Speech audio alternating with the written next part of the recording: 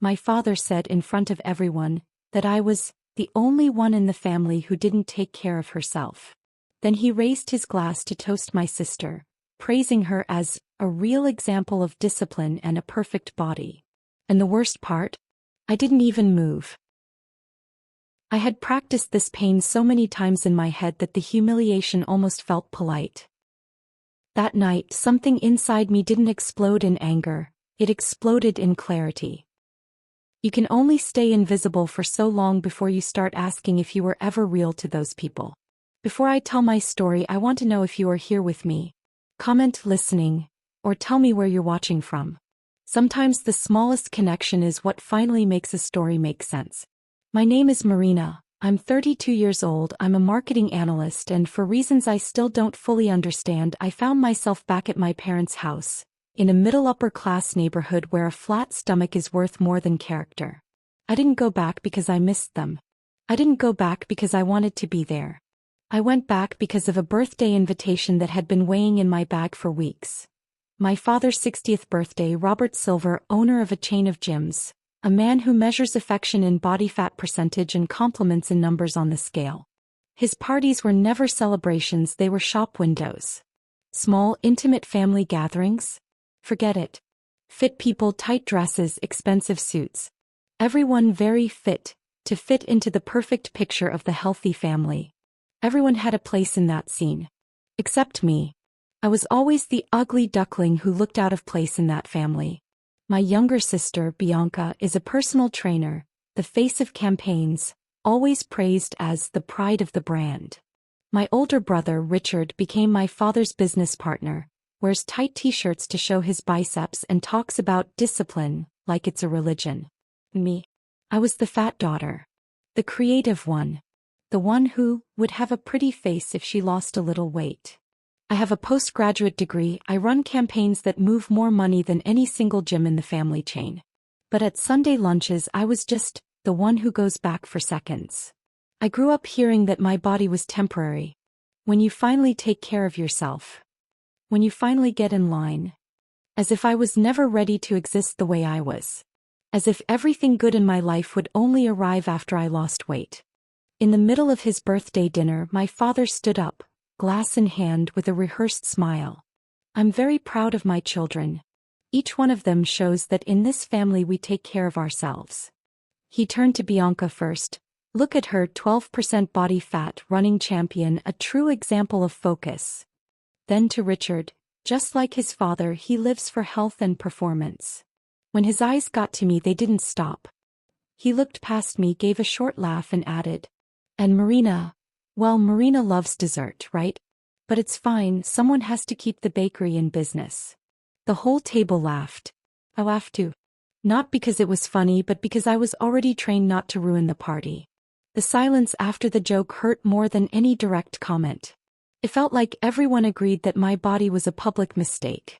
My body didn't belong in that bloodline. It didn't start there. It started when I was 8 and my mother hid my plate at a family party so no one would say you're eating too much. It was when, at 15, my father signed me up for a gym without asking if I wanted it and said at the front desk, "She has no limits, someone needs to control her." It was at my graduation when he looked at my cap and gown photos and said, "You look pretty, you just need to lose about 20 kilos to be worthy of that diploma." These are memories I keep hidden in a small corner of myself, and every now and then they insist on coming back, bringing the sound of the laughter, the smell of the cake, the sweets I ate in secret while the other kids played, the dresses that stopped fitting not because I grew taller but because I grew wider. My father. He never hit me, never yelled. But every action of his said the same thing. "You're not what I ordered." I could see the disappointment in his eyes. After years of therapy, promotions and overtime, I bought what I thought would be the symbol of "I deserve your pride." A huge marketing plan for his gym chain, all created by the agency where I worked, with a discount just because it was my family. I sent everything ready. Presentation, slogan, digital strategy. In the email I wrote just one sentence. "I hope this makes you proud of me." 1 week. No answer. Until my sister casually commented in the family group. "Dad loved the new campaign the agency sent. He said they finally found someone who understands the brand." He didn't mention my name even once. Not to say thank you, not even to pretend. He didn't even ask who was responsible for such a well-done project. These episodes and many others are like bricks that you stack up, building a wall around yourself, shutting yourself off from the world. In my case, from my family. That night at the birthday dinner, I left the table, went to the bathroom and stared at my reflection in the mirror. My body, my rolls, my arm that I always hated in photos. I smiled at myself in that mirror that had seen me cry so many times before. It was a bitter smile, but I managed to smile. For the first time, the question wasn't, why am I like this? It was, why do I spend my whole life trying to fit into the frame of someone who never wanted to frame me? Then I realized something that would start to change everything. I realized it wasn't about weight. It was about control. As long as I believed my worth depended on his gaze, he would keep the power to shrink me, even without raising his voice. I went back to the table, but I couldn't stay.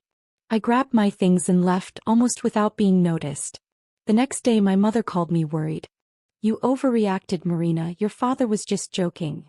I took a deep breath and asked, "Mom, at any moment in my life, have you ever seen me as anything other than the daughter who needs to lose weight?" My mother went completely silent.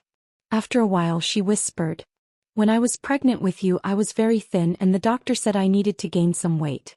Your father hated what the doctor said. He said he didn't want a fat woman at home and even less a fat daughter. I didn't have the courage to stand up to him. And I never had the courage to defend you, my daughter."